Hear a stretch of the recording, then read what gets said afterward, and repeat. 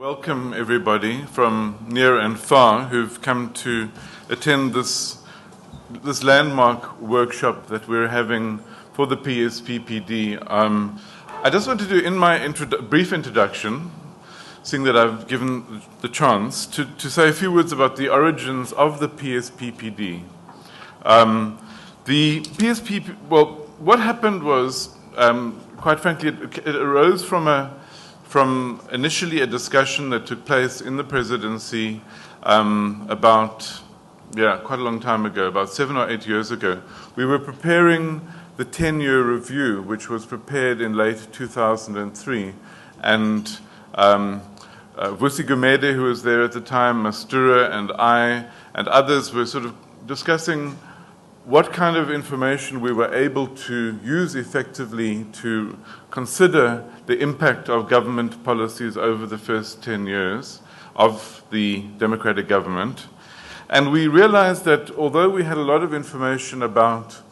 the formal sector, about macroeconomic policy, we had lots of data about crime and various other things, we lacked really good sources of information about poor communities, about poverty, but not about poverty at the sort of macro survey level, but poverty at the level of households and communities, and how communities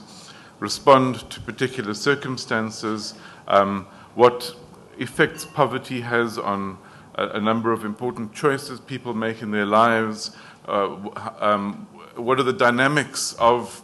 changes, what are the impacts of particular government policies on poverty, which ones are more effective, which ones don't have any positive effects at all. And we decided that what we needed, and this is after some consultation with experts, was a multi-year panel study looking at households, including poor households as a significant proportion of the panel, to get a sense of how different policies and circumstances impacted on communities and what kind of dynamics, what kind of dynamic effects there were, to what mobility there was, and so on. Now that ultimately became the National Income Dynamic Study. The EU very early offered to support the study because they realized how important it was for us to understand the impact of policy and policy alternatives more effectively. But fortunately, National Treasury also offered to support the program, and we thought that it's really important to get the program, the NIDS core program, recognized in the budget of government. So we developed a budget with the National Treasury, but went back to the EU and asked them, would you support additional studies, learning exercises, networking activities that would strengthen our understanding of poverty in a range of different ways. And the EU were very accommodating and allowed for the establishment of this very substantial program, which includes a number of activities, one of which was the process of embarking on a call for proposals for studies to analyze the dynamics of poverty in different circumstances. We, in our negotiations with the EU, insisted on this because we felt it was really important to try to broaden the work that was being done in South Africa to a wider range of universities, to a wider range of researchers, and to give them resources to use the NIDS data as it began to come out, but also to do their own research and train researchers and so on.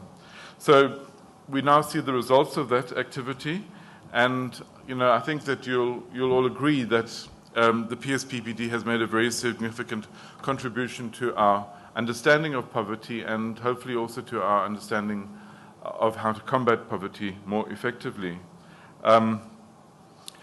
like to now hand over to the first speaker. We've changed the order of the program around a little bit because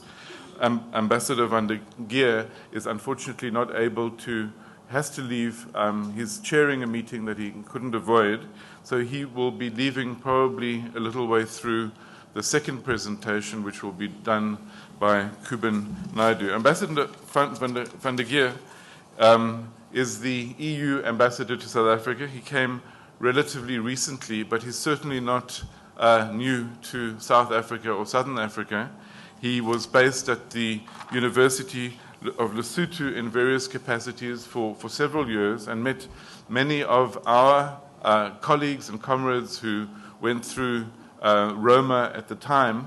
in the late 70s and early 80s. And he's worked on a number of very important African portfolios, including most recently he was a special representative of the EU to the Great Lakes region. So I don't think we could have a better qualified EU ambassador here, and it's a great pleasure to welcome him and to ask him to say a few words to introduce the program. Thank you.